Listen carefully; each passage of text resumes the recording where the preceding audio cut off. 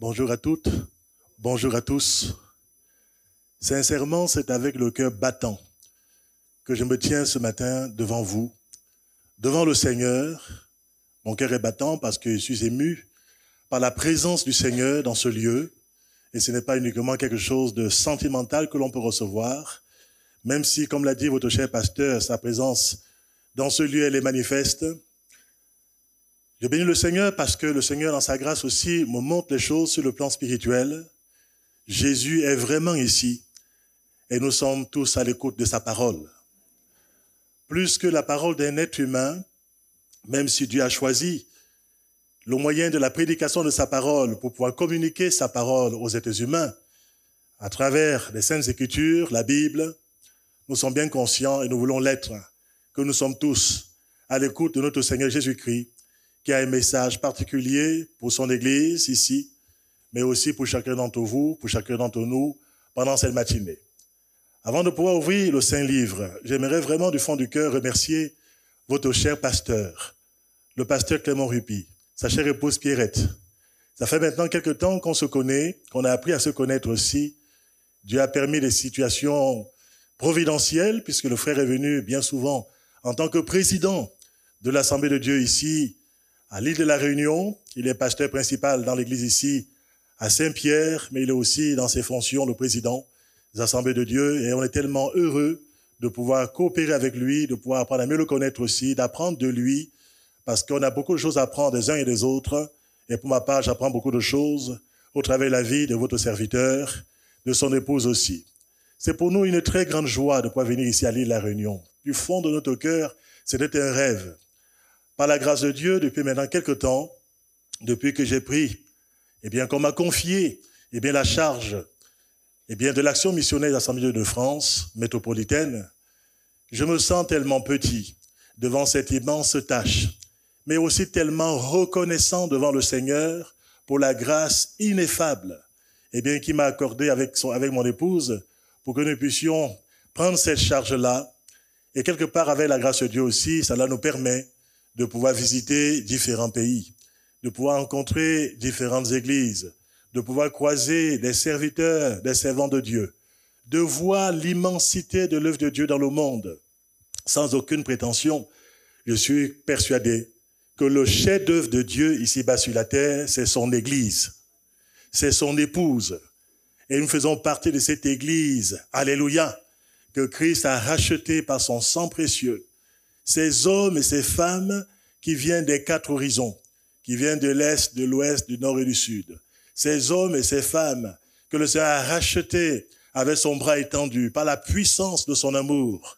Et ce qu'il a retenu sur la croix, ce ne sont pas les clous qui l'ont retenu. C'est parce que Jésus nous a tellement aimés. Il aurait pu descendre de la croix. À cause de vous et à cause de moi, il est resté attaché à la croix. Alléluia! Il a souffert la croix afin que nous puissions être des hommes et des femmes arrachés à la puissance du diable, à la puissance du péché. Et nous bénissons le Seigneur de faire partie de la famille de Dieu. Et quand on vient ici à l'île de la Réunion, quand on vient ici à Saint-Pierre, on se sent, je pourrais dire très modestement, dans la maison du Père. Alléluia! Dans la présence avec nos frères et nos sœurs, dans la communion des saints, comme c'est écrit dans la parole de notre Dieu. Et c'est vrai que par la grâce du Seigneur, Dieu m'a permis de visiter pas mal de pays. Je ne vais pas tous les énumérer. Je voulais vous apporter les salutations des frères et des sœurs déjà de l'église d'Angoulême, dont je suis pasteur depuis maintenant une dizaine d'années bientôt, avec ma chère épouse, après avoir exercé le ministère pastoral aussi dans d'autres églises en France métropolitaine. Nous sommes là ancrés dans cet endroit où le Seigneur nous a placés aussi et nous vivons la communion des saints au sein d'une église locale. Je vous ai apporté les salutations des frères et des sœurs de Mayotte. Dimanche dernier, à cette heure-ci pratiquement, j'étais en train de prêcher la parole de Dieu dans l'église de Dieu là-bas du côté de Mayotte. Et ils m'ont dit de bien vous saluer, vous frères et sœurs de l'île de la Réunion. Vous n'êtes pas très loin sur le plan géographique. Ce sont des bien-aimés que vous avez à cœur, puisque Dieu a mis dans le cœur des frères et des sœurs de l'île de la Réunion de pouvoir élargir l'espace de leur tente, de pouvoir allonger leur cordage. Et ils sont allés là-bas à Mayotte depuis maintenant pratiquement une trentaine d'années, où ils servent le Seigneur avec enthousiasme. Nous, modestement, au niveau de la métropole, nous rentrons dans le travail des autres pour apporter une main d'association, prêter une main forte aussi par rapport à ce beau travail qui se fait sur Mayotte dans une terre qui n'est pas facile au niveau de l'accès de l'évangile à cause de son arrière-plan, que ce soit sur le plan religieux ou que ce soit sur le plan spirituel. Mais c'est aussi une population pour laquelle le cœur de Dieu bat. C'est un grand peuple, nous croyons par la foi, qu'il veut arracher à la puissance des ténèbres aussi dans cet endroit et qu'il veut arrimer à son église, que son nom soit béni. J'ai rencontré des frères venant du Vanuatu, il n'y a pas si longtemps que cela. Il y a quelques mois en arrière, j'ai eu le privilège d'aller aux extrémités de la terre, à 20 000 kilomètres de la métropole, pour rencontrer notre missionnaire qui se trouve là-bas, monsieur et madame Harot, Thierry et Cécile. Avec les 6 enfants, ils ont eu la foi. Le frère Thierry Harot étant lui-même un médecin de formation, il a exercé son ministère dans l'église à Paris, dans la région parisienne, mais tout en étant médecin. Avec son épouse qui est sage-femme, ils ont eu à cœur de répondre à la vocation de Dieu et de partir jusqu'aux extrémités de la terre du côté de Vanuatu. On a eu l'occasion de pouvoir les rencontrer aussi, de voir le beau travail qui se fait dans cet archipel. Et nous louons le Seigneur pour tout le travail qu'il fait de par le monde. Les salutations aussi de vos frères et de sœurs de Madagascar. Là, je me suis limité aux églises et aux pays les plus récents que j'ai visités. À Madagascar aussi, on a été, c'était cet été, au mois de juillet. On a pu aussi constater la grâce de Dieu à Madagascar. On a pu se réjouir de ce que Dieu fait avec nos frères et nos sœurs malgaches, du travail extraordinaire malgré la pauvreté matérielle et économique de ce pays. Dieu a aussi une population qu'il aime, qui est une population pour laquelle il se révèle. Le Saint-Esprit travaille à Madagascar. Alléluia! Nous avons aussi là-bas une belle œuvre sur le plan spirituel. Et le temps, bien sûr, me manquerait pour évoquer d'autres pays aussi, d'autres œuvres, d'autres églises, d'autres serviteurs que j'ai pu rencontrer. Le but n'étant pas de parler de toutes ces réalités, mais le but étant de pouvoir glorifier le Seigneur qui fait des choses remarquables dans le monde entier. Je peux vraiment le confesser que la parole de Dieu, malgré les obstacles, malgré les frontières, malgré les pressions pour qu'elle ne puisse pas avancer, la parole de Dieu continue à conquérir le monde entier. La parole de Dieu parcourt ce monde avec vitesse. La parole de Dieu reste efficace. L'évangile reste la puissance de Dieu aujourd'hui pour le salut de quiconque croit. Et partout où l'évangile est prêché, partout où les hommes et les femmes ont la foi suffisante pour pouvoir non seulement expérimenter ce message de délivrance, ce message de grand salut, mais ils ont aussi la foi par la suite de devenir témoins du Seigneur. Là où le Seigneur les a placés, on voit des hommes et des femmes arrachés à la mort spirituelle, des hommes et des femmes qui sont sauvés d'une vaine manière de vivre, qu'ils ont hérité de leurs ancêtres, qu'ils ont hérité de leurs pères, des hommes et des femmes qui sont délivrés de l'esclavage, du péché, qui sont arrachés à la domination du diable et qui désormais font partie du peuple de Dieu. Oui, l'église de Dieu est belle. L'église de Dieu, par sa grâce, est rayonnante. L'église de Dieu est conquérante avec les armes de l'esprit. Alléluia. L'église de Dieu partout dans le monde continue à se développer et Jésus est en train de préparer son église de façon universelle par rapport à son enlèvement. Et nous croyons que les temps sont proches où Jésus viendra enlever son épouse qui est encore ici-bas sur la terre, c'est-à-dire vous et moi. Il n'y a pas longtemps, nous étions à Madrid et là encore, on a pu rencontrer le pasteur Clément Rupi dans ce congrès mondial des Assemblées de Dieu. Oui, on a été là avec 120, c'est 120 pays qui étaient représentés dans ce congrès à Madrid. On a pu voir des hommes et des femmes venant de tous les horizons. Des hommes et des femmes qui ont la même passion pour Jésus-Christ. Les hommes et les femmes qui veulent être témoins du Seigneur, là où le Seigneur les a placés aussi, mais qui ont une vision, je pourrais dire, céleste, et qui ont à cœur le salut des âmes jusqu'aux extrémités de la terre. Et cette vision, c'est une vision qui vient du ciel. C'est une vision divine et à laquelle nous ne pouvons pas résister. Nous sommes témoins de ces réalités et nous voulons que partout dans le monde entier, l'évangile puisse aller de l'avant. Merci au Seigneur qui me permet d'être avec mon épouse aujourd'hui. Ce n'est pas tout le temps que j'ai le privilège de voyager avec elle, mais ce voyage de l'île de la Réunion, nous l'avons coché dans notre agenda. Et je me suis dit, je partirai avec mon épouse à l'île de la Réunion. Et je suis heureux qu'elle soit avec moi. Je bénis le Seigneur de ce que c'est une aide à mes côtés. C'est ma meilleure amie, c'est mon épouse. Nous nous aimons et nous bénissons notre Dieu pour la grâce qu'il nous a accordée. Nous avons servi le Seigneur depuis maintenant et nous le servons depuis maintenant pratiquement 26 ans ensemble. Et c'est un privilège et un honneur de pouvoir servir le Seigneur ensemble encore, jusqu'à ce que le Seigneur vienne nous enlever un jour ensemble. Alléluia! Gloire à notre Dieu. Sans plus tarder, après ces préliminaires, qui semblent être longs parce que je ne vous connais pas, j'apprends à vous découvrir. Mais en même temps aussi, j'ai ce privilège d'être ici et de pouvoir vous partager aussi tout simplement ce que Dieu met sur mon cœur. Je voudrais vous parler très modestement, eh bien, de pouvoir visiter ensemble une assemblée qui me plaît. Elle ressemble beaucoup à cette assemblée ici à Saint-Pierre. Elle ressemble à l'église de Dieu ici à l'île de la Réunion. Vous n'avez peut-être pas encore vu cette église-là, du moins physiquement, mais je pense que ce matin, en plongeant nos regards dans la parole de Dieu, je vais vous conduire dans une visite gratuite. Vous pourrez visiter cette assemblée. On pourra se réjouir ensemble de ce que Dieu a fait. C'est un miroir que Dieu nous a laissé dans sa parole. On peut chacun se mirer, et bien au travers de ce miroir, on peut en retirer des enseignements par rapport à nos propres vies. On peut être encouragé, on peut être mis au défi, on peut être stimulé aussi, on peut avancer aussi en plongeant nos regards au travers de la parole de Dieu. Et cette église, puisque je sens que dans votre cœur, le suspense est à son comble, et que vous vous dites, mais de quelle église vas-tu nous parler pendant cette matinée? Je vous invite donc sans plus tarder à ouvrir les Saintes Écritures dans les Actes des Apôtres. On va lire ensemble au chapitre 11, du verset 19 jusqu'au verset 30. Actes des Apôtres, on va lire ensemble au chapitre 11, à partir du verset 19.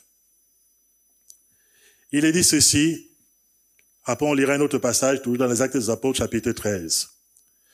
Ceux qui avaient été dispersés par la persécution survenue à propos d'Étienne allaient jusqu'en Phénicie, dans l'île de Chypre et Antioche, annonçant la parole seulement aux Juifs.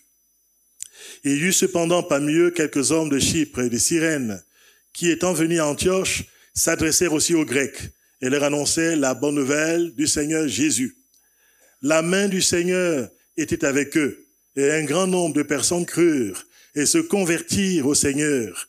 Le bruit en parvint aux oreilles des membres de l'église de Jérusalem, et ils envoyaient Barnabas jusqu'à Antioche. Lorsqu'il fut arrivé et qu'il eut vu la grâce de Dieu, il s'en réjouit et il les exhorta tous à rester d'un cœur ferme, attaché au Seigneur. Car c'était un homme de bien, plein d'Esprit Saint et de foi, et une foule assez nombreuse se joignit au Seigneur. Barnabas se rendit ensuite à Tarse pour chercher Saul. Et l'ayant trouvé, il l'amena à Antioche. Pendant toute une année, ils se réunirent aux assemblées de l'Église et ils enseignaient beaucoup de personnes. Ce fut à Antioche que pour la première fois, les disciples furent appelés chrétiens. En ce temps-là, des prophètes descendirent de Jérusalem à Antioche. L'un d'eux, nommé Agabus, se leva et annonça par l'Esprit qu'il y aurait une grande famine sur toute la terre. Et l'arrivant en effet sous Claude, les disciples résolurent d'envoyer chacun selon ses moyens un secours aux frères qui habitaient la Judée. Ils le firent parvenir aux anciens par les mains de Barnabas et Saul.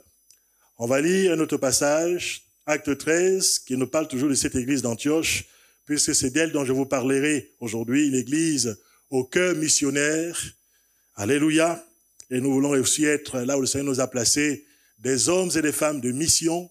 J'ai été touché quand le pasteur Clément Rupi m'a dit que l'église ici à l'île de la Réunion est connue comme étant l'église de la mission.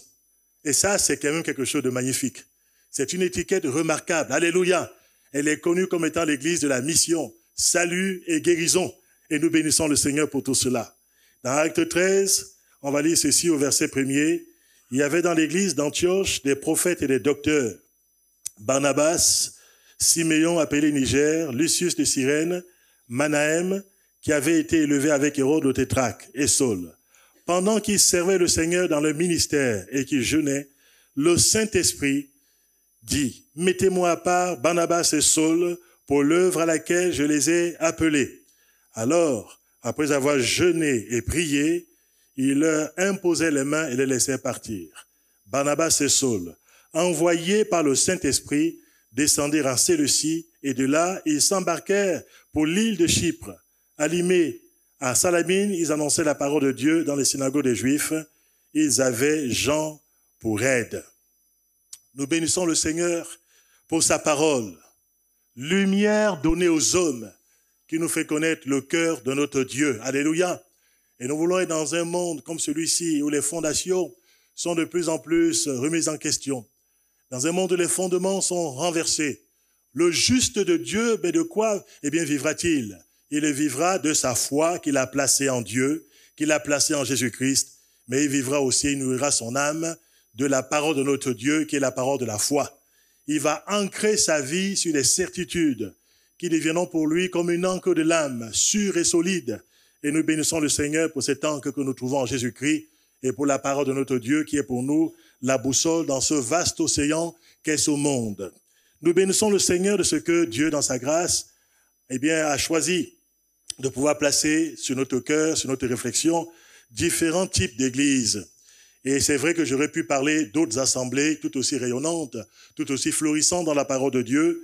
Mais par rapport à nous ici ce matin, Dieu a vraiment mis sur mon cœur de pouvoir partager très simplement concernant cette église d'Antioche, qu'il a aussi placée comme étant une référence dans les Actes des Apôtres pour nous servir d'encouragement, mais aussi d'émulation, mais aussi d'aiguillon sur le plan spirituel. C'est une église qui me touche beaucoup parce que c'est une église qui est née quelque part de la mission. C'est une église qui est née d'une vision de témoignage malgré des circonstances difficiles.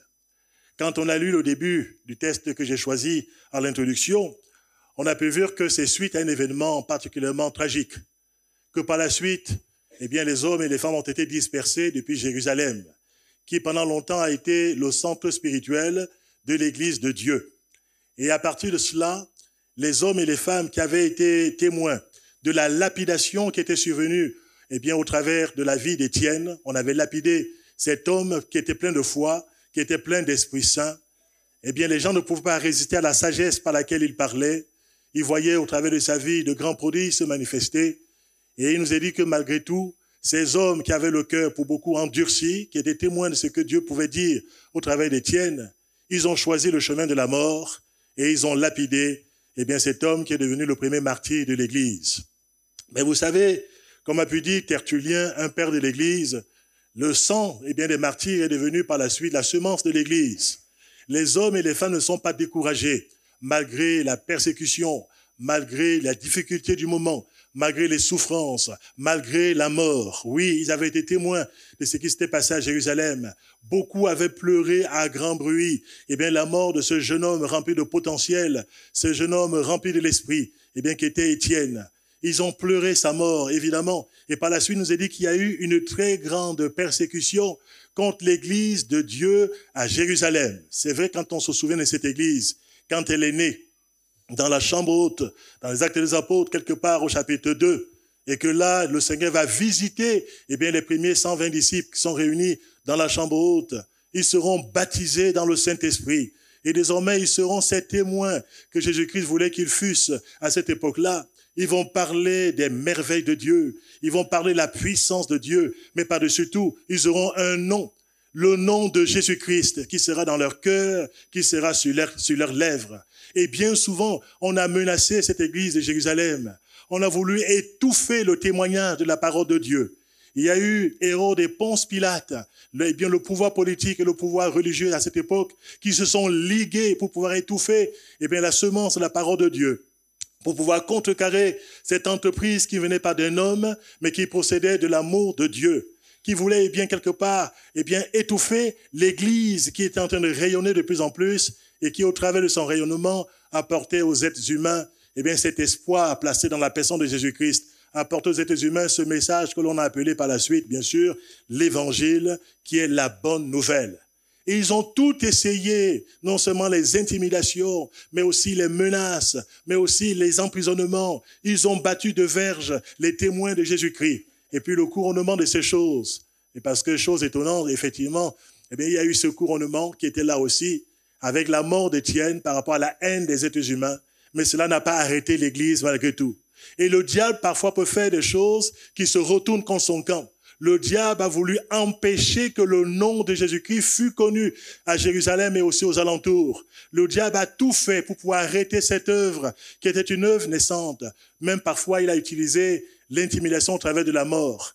Mais j'ai béni le Seigneur, c'est que Dieu a renversé la donne. Il a changé le mal en bien. Alléluia.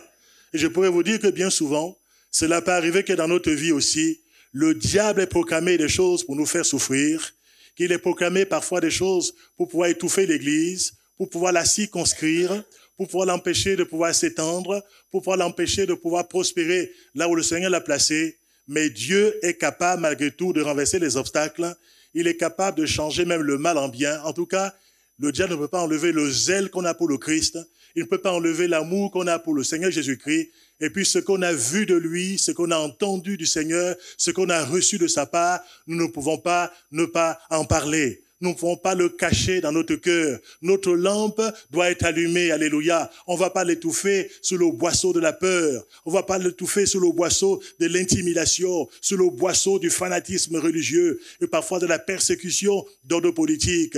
Et je bénis le Seigneur de ce que, en ce temps-là, malgré ce contexte difficile, malgré les souffrances des croyants, malgré le fait qu'ils ont été arrachés à leur maison et que plusieurs ont été dispersés dans différents endroits de cet empire romain, il nous est dit que par la grâce de Dieu, plusieurs de ceux qui avaient été, je pourrais dire quelque part, traumatisés quand même par le choc qu'ils avaient reçu à Jérusalem, plusieurs de ceux qui avaient été témoins de ce crime et bien de ces réalités et qui souffraient dans leur cœur, ils sont allés, ils ont traversé la mer et ils sont allés jusqu'à Antioche. Ils sont allés non pas pour aller se promener à Antioche, non pas pour profiter des beaux rivages, non pas pour admirer des paysages certainement somptueux et majestueux dans cet endroit. Ils étaient porteurs d'un message extraordinaire. Ils ne sont pas là à colporter de mauvaises nouvelles. Ils auraient pu passer leur temps à s'apitoyer sur leur sort. Dès qu'ils ont rencontré les gens qui étaient là, à Antioche, ils auraient pu parler des malheurs qui leur sont arrivés. Ils auraient pu parler de la misère dans laquelle on voulait les réduire. Ils auraient pu parler de leur traumatisme qui les faisait fuir quelque part leur pays. Ils pouvaient leur parler du manque de liberté spirituelle qu'ils avaient constaté. Ils pouvaient parler de l'étau qui se resserrait de plus en plus dans l'église de Jérusalem. Ils pouvaient parler des choses qui n'allaient pas. Mais il nous est dit ici que quand ces hommes sont allés, ces hommes anonymes, ils sont allés dans cet endroit, ils étaient porteurs d'un message qui les dépasse. Un message qui transcende les circonstances par lesquelles on peut passer. Un message qui transcende le cadre dans lequel parfois le diable aimerait nous réduire. Un message qui est porteur de vie. Alors que, par la grâce de Dieu, ce message est porté dans ces endroits. Il veut dire que la main du Seigneur est sur ces évangélisateurs anonymes, sur ces témoins du Seigneur qui sont partis, non pas avec de grands titres. Ils sont partis avec de grandes étiquettes sur le plan spirituel, avec une reconnaissance particulière. Mais ils sont partis en tant que témoins du Christ. Alléluia. Ils avaient été témoins de sa grandeur, témoins de son amour. Leur cœur, personnellement, avait été bouleversé. Leur vie avait été changée par la rencontre de celui qui était mort à la croix du Calvaire, mais qui était aussi ressuscité, et celui qui avait mandaté l'Église en disant: vous recevez une puissance, le Saint-Esprit survenant sur vous, et vous serez mes témoins à Jérusalem, en Judée, en Samarie, et jusqu'aux extrémités de la terre. Jérusalem avait été évangélisée. La Judée avait été, dans une grande partie aussi, des foules nombreuses s'étaient ajoutées à l'Église suite au témoignage de la parole de Dieu. La Samarie avait été aussi quelque part bouleversée au travers du ministère de Philippe. Cet homme qui est parti uniquement, c'était un simple diacre. Mais rempli du Saint-Esprit, il va exercer un ministère particulier là-bas en Samarie. Alors que la ville était subjuguée par la puissance de l'occultisme. Alors que le diable semblait régner et mettait le malheur dans la vie de beaucoup de personnes, cet homme appelé Philippe, il va prêcher la parole de Dieu et le Seigneur va attester le message de l'évangile par des signes, par des miracles, par de grands prodiges. Une grande foule sera arrachée à la puissance de Satan et les gens vont connaître la glorieuse liberté que nous avons en Jésus-Christ. Oui, mais ça s'était arrêté à ce niveau-là. La porte des extrémités du monde n'était pas encore franchie. La porte du monde païen, quelque part, n'était pas encore rencontrée. Et ici, ces hommes qui sont dispersés depuis Jérusalem, ils arrivent dans un endroit encore inconnu pour eux, dans une frontière que personne n'a jamais atteint avec l'évangile. Et quand ils y vont, ils annoncent la bonne nouvelle du Seigneur Jésus. Ils ne parlent pas d'eux-mêmes. Ils ne parlent même pas de leur religion. Ils ne parlent pas de leurs coutumes. Ils ne parlent pas des choses qu'ils ont vécues personnellement. Ils vont présenter une personne, Oui, bien-aimés, nous avons une personne à présenter à ce monde. L'Écriture affirme, d'ailleurs c'est l'apôtre Pierre qui va le dire, alors qu'il se trouve ainsi devant un tribunal. Il va dire dans Actes chapitre 4, versets 11 et 12, « Il n'y a de salut en aucun autre, car il n'y a sous le ciel aucun autre nom donné aux hommes par lequel nous devions être sauvés. Et ce nom, c'est le nom de Jésus. » Alléluia. Jésus, le Fils de Dieu. Dieu lui-même qui est descendu sur la terre des hommes, qui s'est incarné par amour pour vous comme pour moi. Le rachat de nos péchés était trop cher. Il était impossible que nous fussions rachetés par des efforts humains et aucun être humain ne pouvait bien souffrir à la croix pour nos péchés. Dieu est descendu, alléluia. Dieu a tant aimé le monde qu'il a donné son Fils unique. Et Jésus est venu au temps marqué par le Seigneur. Il est venu. Il a vécu. Il a donné sa vie. Il allait de lieu en lieu faisant du bien. Et les hommes finalement l'ont récompensé en le clouant sur le bois de la croix. Mais ce ne sont pas les hommes qui ont triomphé. C'était malgré tout le dessein de Dieu. Et quand Jésus rentrait dans le monde, il pouvait dire, Seigneur, tu n'as agréé ni sacrifice, ni holocauste pour les offrandes. Alors j'ai dit, je viens, ô Dieu, pour faire ta volonté. Jésus est venu ici-bas sur la terre, conscient de sa mission. C'est lui le missionnaire par excellence. C'est lui, la référence absolue en ce qui concerne la mission. Il est venu accomplir la mission de Dieu ici-bas sur la terre. Il est venu incarner le Seigneur ici-bas sur la terre. Et par la grâce de Dieu, il a triomphé de la mort après avoir souffert à la croix pour vous comme pour moi. Et il a mandaté désormais l'Église de pouvoir partir partout dans le monde en disant à l'Église que tout pouvoir lui a été donné dans le ciel, mais aussi sur la terre. Allez et faites de toutes les nations des disciples, les baptisant au nom du Père, du Fils et du Saint-Esprit. Et enseignez-leur à observer tout ce que je vous ai prescrit. Je suis avec vous tous les jours jusqu'à la fin du monde. Croyez-vous que Jésus est toujours dans l'Église? Croyez-vous que Jésus règne encore aujourd'hui? Croyez-vous que son pouvoir reste illimité, non seulement dans le ciel, mais aussi ici-bas sur la terre? Et que malgré les ténèbres qui règnent, malgré l'angoisse qui s'abat de plus en plus dans le cœur des nations, malgré le diable qui essaie de rugir de mille façons pour intimider l'Église d'une manière ou d'une autre, nous croyons que celui qui a pu dire que oui, il bâtirait son Église, nous croyons que ce Jésus qui est à la tête de l'Église encore, il est capable de nous garder jusqu'à la fin et il nous gardera dans le creux de sa main. Alléluia. Et c'est ce Jésus qu'on vous fait connaître. C'est ce Jésus qui a été, qui a été connu par les habitants d'Antioche à cette époque-là. Au départ, il nous est dit qu'ils ont prêché la parole de Dieu. Et là, il y aura des choses qui vont se produire. Des vies seront changées. Non seulement dans le cœur des Juifs, qui se trouvaient aussi, à Antioche, mais aussi dans le cœur des païens, notamment des gens d'origine grecque, qui se sont aussi tournés vers le Seigneur. Oui, une église qui est née d'une vision de témoignage, malgré les circonstances difficiles. Et mes frères et mes sœurs, quels que soient les moments par lesquels on peut passer, l'église de Dieu a vocation à rester une église témoin, là où le Seigneur l'a placé. Le croyant que nous sommes, quel que soit notre contexte de vie personnelle, cela ne doit pas primer sur notre vision par rapport aux choses de Dieu, par rapport aux choses de la vie. On ne peut pas se laisser enfermer, malgré peut-être les épreuves que l'on peut connaître personnellement.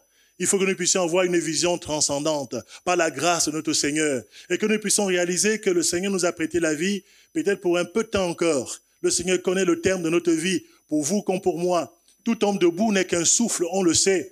Et dans la durée de notre temps ici-bas sur la terre, nous voulons être sel et lumière du monde, là où le Seigneur nous a placés, dans notre famille déjà.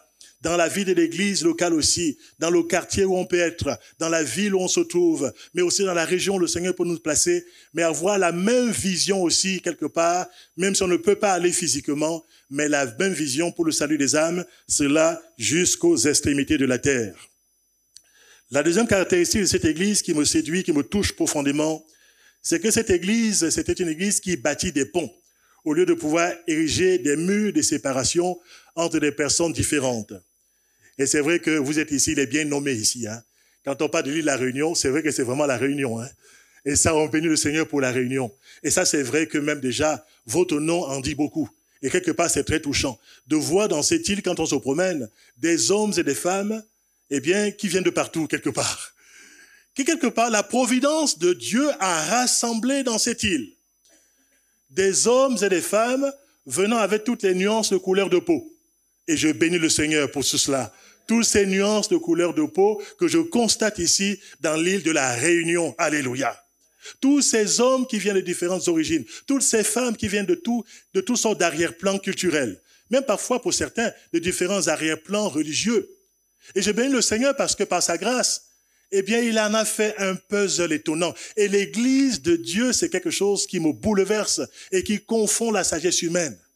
Là où les hommes, c'est bien charnellement, là où le diable essaie de mettre les barrières entre les races, entre guillemets, là où il essaie de mettre les barrières entre les nations, là où il essaie de mettre les barrières entre les classes sociales, là où il essaie de mettre des barrières entre les gens, eh bien, qui ont peut-être différents arrière-plans, eh bien, qui parfois les caractérisent. Là où il essaie de pouvoir ériger des murs, parfois des séparations et les murs d'inimitié, le message de l'évangile transcende tous ces murs, renverse tous ces obstacles. Parce que sur le bois de la croix, Jésus-Christ a renversé les murs de séparation. Il a renversé le mur d'inimitié. Alléluia! Il a voulu rassembler comme un seul homme des hommes et des femmes venant de partout. Il en a fait une entité unique dans le monde qui bouleverse et qui confond la sagesse humaine encore ici-bas sur la terre, qui fait chanceler et vaciller la sagesse de ce monde, qui est une sagesse, eh bien, qui est dépassée par la science de Dieu, par la connaissance du Seigneur et par les desseins de notre Dieu. La population d'Antioche à cette époque, c'était la 3e ville la plus importante de l'Empire romain. Et cette population était formée à l'époque de juifs et de non-juifs, c'est-à-dire des Grecs. Tout opposait et séparait ces populations, que ce soit leur tradition, que ce soit leur histoire, que ce soit leur mode de vie, que ce soit leur arrière-plan, que ce soit leurs croyances, leur culture, et j'en passe encore les meilleurs. Et j'ai béni le Seigneur de ce que l'évangile, eh bien, a été prêché, de ce que les murs ont été renversés, de ce qu'il y a un pont qui a été bâti entre les uns et les autres aussi, et que celui qui est le trait d'union, qui est celui qui coordonne toutes choses, qui relie toutes choses, c'est la personne de notre Seigneur Jésus-Christ. Et dans son Église aujourd'hui, mes frères et mes sœurs, il n'y a plus ni juif, ni grec. Il n'y a plus ni esclave, ni libre. Il n'y a plus ni homme, ni femme. Il n'y a plus, eh bien, uniquement des intellectuels, des gens qui n'ont pas fait des études. Il n'y a pas des gens de ceci ou de cela. Tout cela existe dans la maison de Dieu et ils sont tous ensemble embrassés dans l'amour de notre Seigneur. Alléluia. Et quand je regarde ici ce qui se passe dans les cœurs, quand je vois et je constate la diversité que vous pouvez former ici, j'y vois la sagesse multicolore de Dieu. J'y vois la sagesse infiniment variée de notre Dieu qui unit dans un seul corps spirituel des hommes et des femmes si différents, mais pour un dessein particulier, celui de pouvoir servir à la gloire du Seigneur ici-bas sur la terre et être un témoignage rayonnant eh bien, de l'immensité de l'amour de Dieu envers ce monde. Quel puzzle étonnant, quelle Église! Et nous faisons partie de l'Église de Dieu, que le nom du Seigneur en soit béni, alléluia. Dans l'église d'Antioche, 3e caractéristique que je voulais souligner, c'était la qualité des disciples, la qualité de la vie des disciples. Je suis toujours un peu surpris, parfois assez étonné de voir que c'était à Antioche, il nous est dit que pour la première fois, les disciples ont été appelés chrétiens. Bien sûr qu'ils étaient déjà chrétiens à Jérusalem, ils étaient chrétiens aussi en Samarie. Mais je pense qu'il a dû avoir une marque un peu spéciale quand même dans cet endroit. Au départ, le mot chrétien, le mot christianoi, c'était un mot, il y avait des préjugés dans ce mot. Au départ, c'était comme un préjugé négatif en disant ce sont des ontueux, ce sont des huileux, parce que le mot Christos en grec signifie celui qui est oint. C'est le même mot que Mashiach. Eh bien, en hébreu, Mashiach, Christos, ça signifie la même chose, celui qui est oint. Voilà pourquoi Jésus c'est le Mashiach, Jésus-Christ c'est le Christos. Et quand ils ont vu les chrétiens d'Antioche, et quelque part, peut-être, c'est qu'on leur a raconté la personne de Jésus-Christ, eh bien, beaucoup de personnes se sont dit, mais ils ressemblent à Christ, ce sont des christianoi. Ce sont des gens qui semblent être ouins, ce sont des gens qui sont assez particuliers, qui semblent ressembler à ceux dont ils nous ont parlé dans la personne de Jésus-Christ.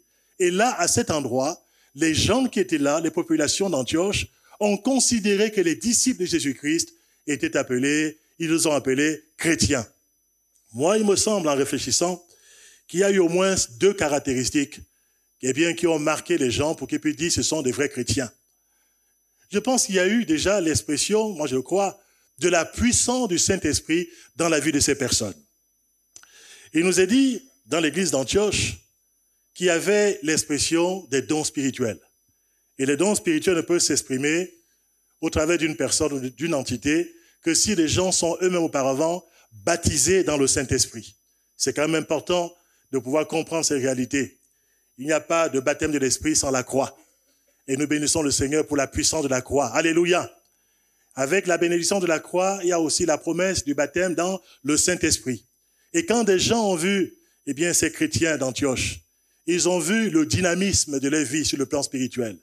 Ils ont vu leur désir de continuer aussi à témoigner, parce qu'il nous est dit que par la suite, ceux qui avaient été gagnés à l'Évangile ont eu à cœur de pouvoir témoigner. Ils ont témoigné non pas avec la force qu'ils avaient, mais ils ont témoigné par la puissance du Saint-Esprit, eh bien, qui les caractérisait. Et ces tensions spirituelles semblaient être visibles aux yeux des uns et des autres. Elles se manifestaient, eh bien, au travers de leur zèle extraordinaire que leur donnait, eh bien, le Saint-Esprit, par leur désir ardent de pouvoir voir des âmes être ajoutées à l'Église de Dieu et par le témoignage vibrant qu'ils pouvaient apporter dans la société de cette époque-là. Ils étaient considérés donc comme des christianoïs, des petits Christ, des personnes qui reflétaient le Christ, qui reflétaient son onction sur le plan spirituel. Mais je crois aussi que dans cette église d'Antioche, et ce qui est bouleversant, c'était aussi le fruit de l'Esprit. Non seulement la puissance du Saint-Esprit, mais aussi le fruit de l'Esprit. Vous savez, je ne suis pas étonné que le fruit ait été tellement manifeste. Un fruit ne peut pas rester caché. On reconnaît un arbre à son fruit. Et l'arbre de la grâce était bien planté dans cet endroit. Et les fruits étaient manifestes. Jésus a pu dire à ceci, Jean 13, au verset 34 et 35, à ceci, tous reconnaîtront que vous êtes mes disciples si vous avez l'amour les uns pour les autres. Et vous savez tous, dans Galates chapitre 5, à partir du verset 22 et suivant, il nous est dit, le fruit de l'esprit, c'est l'amour. Après, bien sûr, il y a la joie. C'est un tout qui est là comme ça.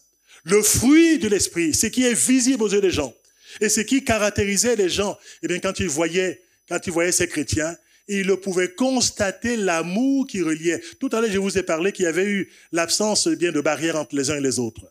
Il y avait eu le renversement de tous les paradigmes sur le plan humain, de tous les préjugés, de tous les obstacles, eh bien, charnels. Tout cela avait été renversé et cela se voyait.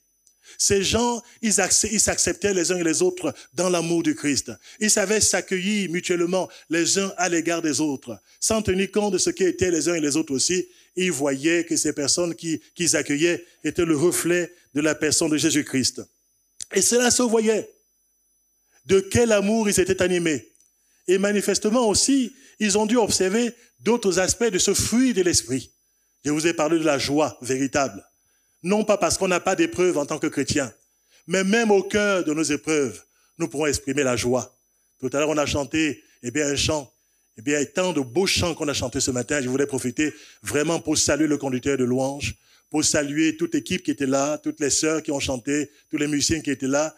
Vous nous avez entraînés quelque part, je pourrais dire, à goûter à un avant-goût du ciel. Ça, c'est vrai. Dans le ciel, il y aura le cantique à l'agneau, il y aura la louange, et il y aura des choses ineffables et glorieuses qui nous attendent dans le ciel. Il y aura surtout une foule innombrable d'hommes et de femmes venant de tous les horizons, de tous les arrière-plans, qui auront tous été rachetés par le sang de Jésus-Christ et qui entonneront un hymne perpétuel à la grandeur, à la puissance, à la bonté de notre Dieu. Alléluia. Ce qui nous attend dans le ciel, nous commençons à savourer les premiers fruits, alléluia, les prémices de ces réalités. Et là, dans l'église d'Antioche, les gens, ils voyaient ces choses s'exprimer au travers de la vie de disciples. Ces hommes et ces femmes qui étaient remplis d'Esprit de Dieu, mais aussi qui manifestaient leur nouvelle naissance aussi par le fruit évident qui était évident aux yeux des uns et des autres. Quatrième caractéristique de cette église que je voulais souligner, c'était une église qui était très attentive aux besoins des autres églises.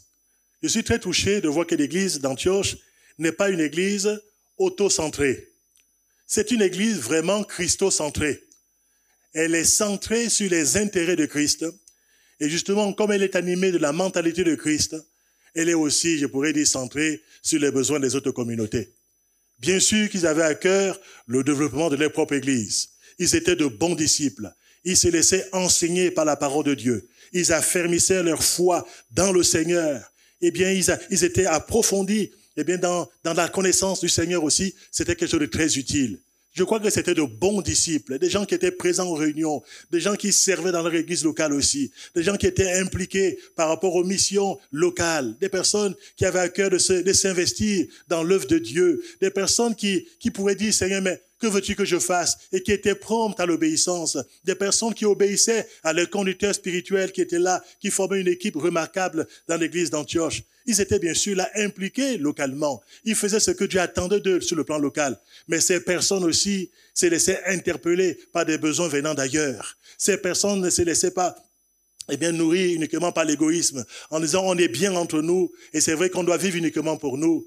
Quand ils apprenaient qu'il y avait de la misère ailleurs, quand ils apprenaient qu'il y avait de la détresse ailleurs, quand ils apprenaient qu'il y avait d'autres croyants qui avaient besoin d'être secourus, que ce soit même matériellement, quand ils apprenaient qu'il y avait un travail à faire ailleurs, qui les sortait de leurs propres frontières, de leurs propres limitations, de leurs propres communautés, ces personnes étaient promptes à répondre aux besoins. Et il nous est dit que non seulement ils accueillent des ministères venant de l'extérieur, on va voir qu'ils ont bien fait de l'accueillir, puisque Agabus est arrivé dans cet endroit, et il a prophétisé par le Saint-Esprit qu'il y aurait une grande famine qui s'abattrait sur toute la surface de la terre. Et effectivement, la prophétie d'Habakkuk s'est accomplie. Il y a eu une grande famine qui s'est abattue, dans l'Empire romain à cette époque-là. Et il nous a dit que les chrétiens d'Antioche, spontanément, ont pris la résolution d'aller au secours des croyants qu'ils ne connaissaient pas, au-delà des frontières de leur pays. Au-delà de leur espace, je pourrais dire qu'il est propre. Ils sont touchés par la compassion de Christ. Ils sont mus de l'amour du Seigneur. Et cet amour, c'est un amour qui n'est pas centré uniquement sur les gens que je connais. Même les gens que je ne connais pas.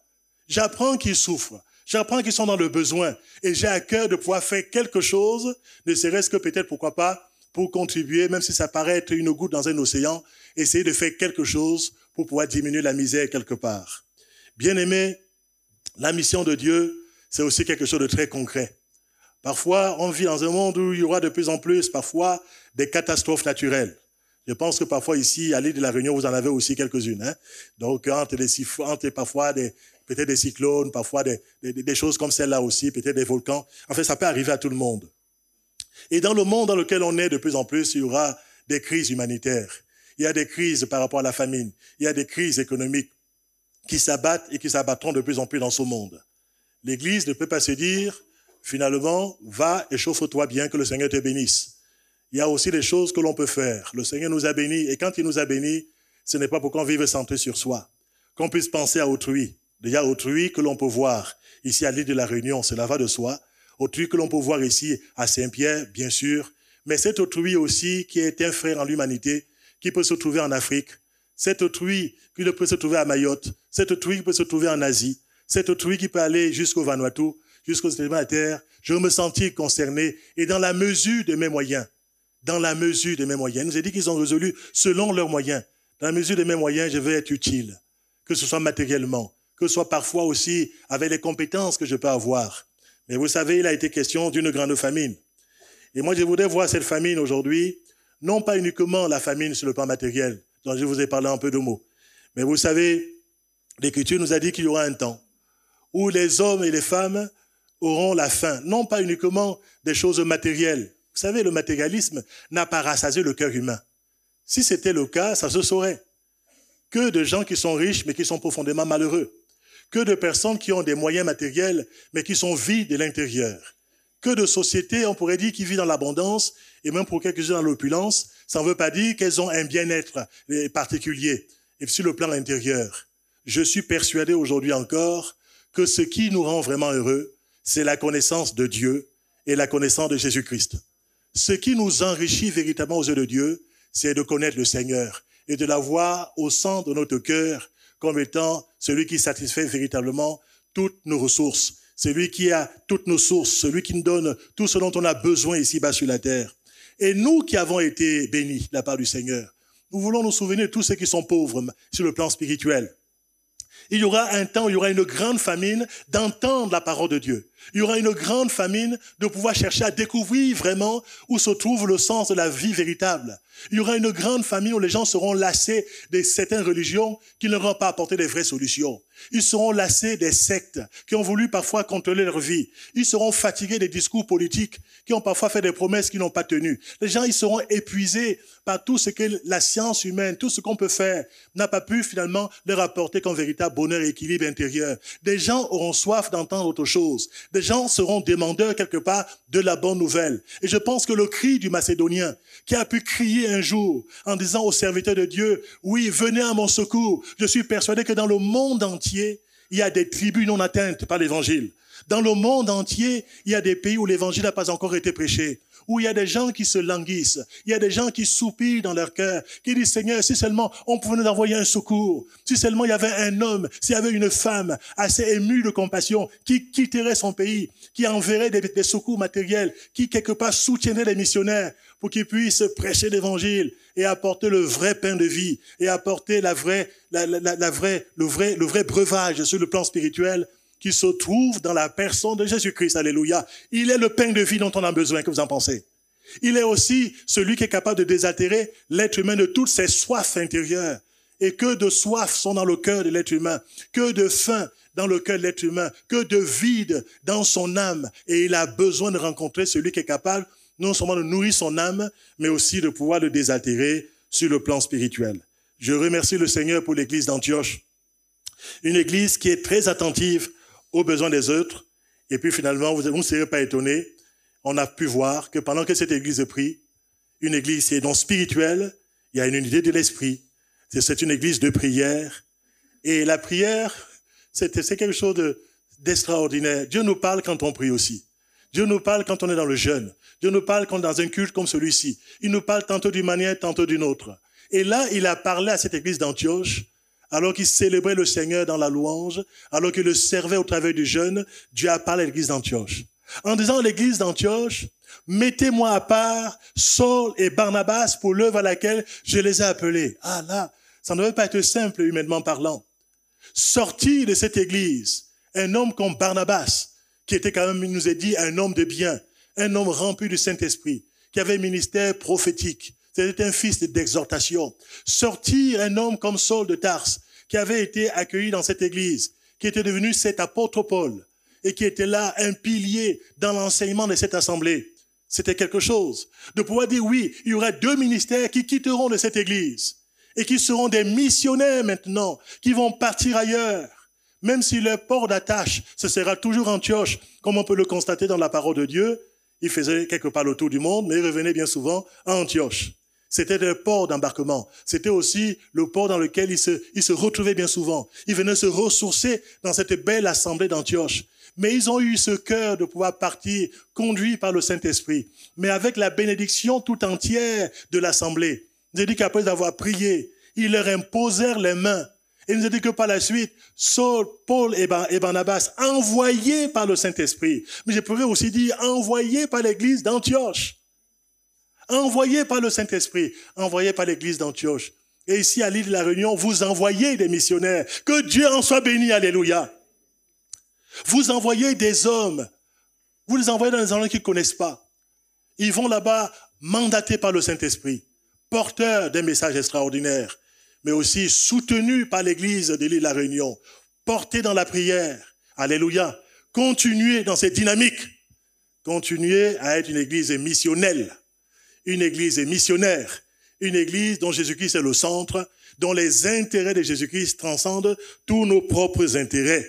Et cette église d'Antioche va devenir par la suite un point névralgique de l'œuvre de Dieu, un point stratégique aussi pour l'œuvre missionnaire. Et je bénis le Seigneur pour tout cela. Que le nom de mon Seigneur soit béni. Dans cette église, vous savez, je conclus, il n'y avait même pas de rivalité entre les ministères. Moi, je bénis le Seigneur de ce que, par rapport à l'église ici, de l'île de la Réunion, parce que je parle de l'église de Dieu dans l'île de la Réunion. Après, il y a l'expression locale ici à Saint-Pierre, il y en a à Saint-Denis, il y a à gauche, il y a à droite, dans le nord, le sud, l'est, à l'ouest, et je bénis le Seigneur pour tout cela. Mais quand je parle de l'église de Dieu, je parle de l'église de Dieu ici à Saint-Denis. Je parle de l'église de Dieu ici à l'île de la Réunion. Je parle de ce que Jésus est capable de faire, comment il a rassemblé les hommes. Et je bénis Dieu de ce que, dans cette église d'Antioche, Les ministères étaient complémentaires. Il n'y avait pas de rivalité entre eux. Ils n'étaient pas là animés par la jalousie, en disant, moi, je suis prophète, toi, tu es docteur, je suis meilleur que toi, mon église est plus grande que la tienne, j'ai plus de nombre que toi aussi, voilà, j'ai fait ceci, j'ai fait cela. Vous savez, tous ces chicaneries, ces gens-là ne voulaient pas en entendre parler. Les serviteurs de Dieu étaient complémentaires. Ils ne sont pas rivaux. Et des vrais serviteurs de Dieu, et mes frères et mes sœurs, vous les frères et les sœurs des églises, n'opposez jamais les serviteurs de Dieu les uns par rapport aux autres. Ne faites pas comme l'église de Corinthe, qui pourra dire, moi je suis de Paul, moi je suis d'Apollos, et les gens qui se disaient, moi je suis de Christ. Donc je suis soumis à aucune autorité. Remerciez le Seigneur pour les communautés que Dieu a placées dans chaque église locale. Déjà. Remerciez le Seigneur pour le pasteur que vous avez, pour l'équipe pastorale qui est ici, qui exerce son ministère. Soutenez les pasteurs. Ils sont bien souvent sur le front. Ils sont souvent la cible principale du diable. Et s'ils pouvaient renverser, eh bien les pasteurs, ils le feraient. Et les pasteurs ont parfois à combattre des choses que parfois vous ignorez. Et ça, c'est vrai. En tout cas, ils combattent constamment le diable. Et ça, c'est vrai aussi.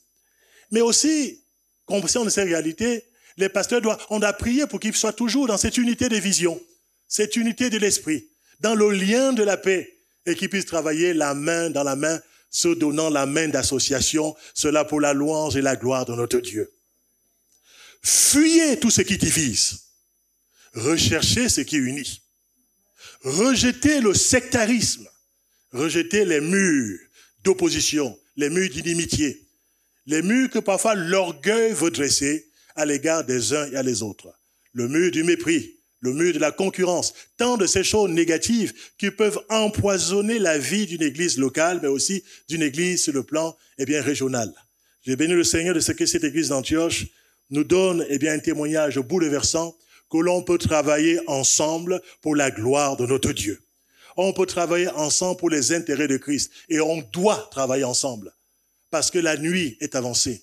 Le retour du Seigneur est de plus en plus proche. Ce n'est pas le temps pour nous de nous disperser dans les choses négatives. Ce n'est pas le temps pour nous de pouvoir, quelque part, passer à côté du plan de Dieu. Mais plus que jamais, avec un cœur centré sur Jésus-Christ, recherchant ses intérêts, nous voulons servir à sa gloire. Je vous fais remarquer, peut-être que je vous ai déçu en le faisant, en vous faisant visiter cette église d'Antioche ce matin, je ne vous ai pas parlé de son bâtiment. Vous avez remarqué ça? Je ne sais pas si c'était un grand bâtiment ou un petit bâtiment. Je ne sais pas si le pasteur Rupi peut me donner quelques notions par rapport à ça. Mais je n'ai pas l'impression que l'Écriture souligne ces réalités. Bon, elle ne souligne pas. Je ne vous ai pas parlé des cantiques qui chantaient. Est-ce qu'ils chantaient dans les ailes de la foi? Est-ce que c'était le DPS? Est-ce que c'était les chœurs et cantiques? Est-ce que c'était des hymnes modernes? Est-ce que c'est des hymnes anciens? J'en sais rien. Je ne sais pas exactement ce qu'ils chantaient dans cette église. Franchement, je n'ai pas l'impression que l'emphase est mise là-dessus. Je ne sais même pas, au fond, la dîme qu'ils récoltaient, combien ils récoltaient tous les dimanches. Encore en le disant, je ne suis pas contre. Et bien évidemment, vous comprenez qu'on a besoin de la louange, on a besoin des bâtiments, évidemment. Mais je vous fais remarquer que l'emphase n'est pas mise là-dedans. Je ne sais même pas si le pasteur dans cette église d'Antioche mettait la cravate comme moi ce matin, s'il avait un costume, ou s'il était détendu, en jean. Toutes ces choses ne nous sont pas citées dans les Écritures. Je ne sais pas quelle était, évidemment, la couleur de la salle. Enfin, tant de choses sur lesquelles parfois les hommes, on se concentre là-dessus. Et parfois, on est prêt à batailler là-dessus aussi. En le disant, je n'ai pas négligé ces réalités. En le disant, je n'ai pas sous-estimé le fait qu'on est encore dans le monde présent et que ces réalités servent à la gloire du Seigneur. Mais ce sur quoi j'ai voulu insister, c'est que ces détails sur lesquels parfois on s'arrête bien longtemps, et parfois on considère les ministères comme étant plus grands ou plus petits en fonction des critères humains, le Saint-Esprit, il voit autre chose. Et le Saint-Esprit présente autre chose. Alléluia. Cette visite ce matin ici nous met au cœur d'une église qui plaît à Dieu. Au cœur d'une église, on ne sait pas exactement comment les choses se passaient, chaque semaine, mais on sait qu'il y avait le Seigneur qui était présent dans cette assemblée-là. Et que les gens de l'extérieur pouvaient dire, par rapport à cette église-là, ce sont des véritables chrétiens. Ce sont des vrais témoins du Seigneur. Ils sont remplis du Saint-Esprit, ils sont remplis de foi, ils sont remplis de Dieu. Que le nom du Seigneur en soit béni. Amen. Voilà pourquoi j'ai voulu moi-même aussi revisiter mon propre cœur devant cette réalité. Revisiter aussi quelque part, ma propre conception des choses. Et parfois me dire, Seigneur, il est temps pour moi, peut-être plus que jamais, de pouvoir m'attacher à ce qui est essentiel à tes yeux. Et cette église d'Antioche, c'est une église qui nous parle, et qui nous parle ici à l'île de la Réunion. qui nous parle là-bas à Angoulême, qui nous parle partout dans le monde. Je bénis le Seigneur de ce qu'elle est placée comme une église témoin.